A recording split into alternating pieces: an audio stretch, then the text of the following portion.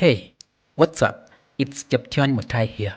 Welcome to my YouTube channel where I share tips and expert advice on freelance and business. In this video, I'm going to show you a quick and professional way to blur people's faces on Adobe Photoshop. If you're new on this channel, give this video a thumbs up and subscribe.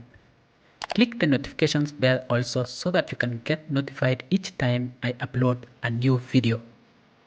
Also, take time to visit my blog on jeptioni.com to learn more. Now, let's get right into today's video.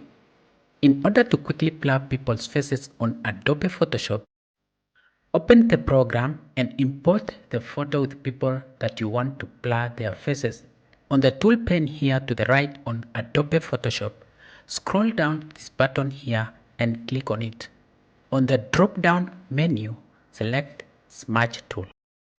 On the top menu bar, adjust the size of the smudge tool to 500 pixels and hardness to 0%.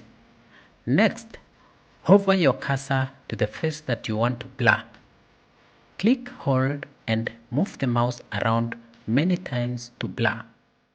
Release the mouse and wait for the effect to apply. Move to the next face and do the same.